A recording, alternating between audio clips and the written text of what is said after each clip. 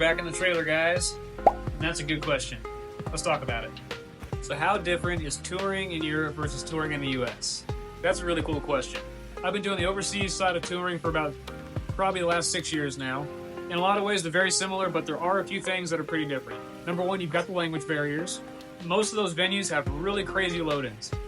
Gear up of like spiral staircases, like second, third story venues with weird, like, they gotta like hook your gear up with a pulley system and like chain it up like 3 stories up in the air. You will run into some of the hardest working crews you've ever met in your life. Constantly joke, I say some of those European crews need to come over to America and start like a local crew educational school, because those guys are so dang on the ball, and every little thing that you send is taken care of. Like, it's done. Almost nobody drops the ball over there. It's insane how much like people pay attention to all the little tiny details throughout the advanced process. European festival circuit is amazing. Those crowds are absolutely ridiculous.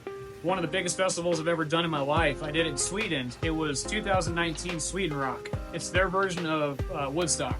Dude, it's 250,000 people out there. Like 250,000 people are out there. And you don't get crowds like that in America very, very often. Another big difference is the decibel laws. A lot of countries will have strictly enforced decibel laws. Those are monitored by local police. So if you do break the law, you're going to be hit with a brutal fine. So if you're mixing overseas for the first time, make sure you pay attention to like the 10 Easy rig they have set up, or to like the smart system they have set up, because that little thing's going to be the difference between you paying a lot of money or having a really good show.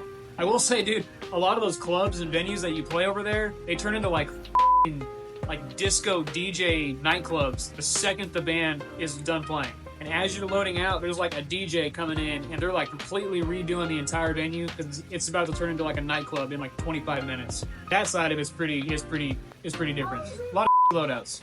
That's it, guys. Main differences between overseas and here: language barriers, crazy load-ins, crazy loadouts, decibel laws, venues turning into disco clubs and raves the second you're done, and the attention they pay to the detail in like all the little tiny processes is insane. Thanks for watching.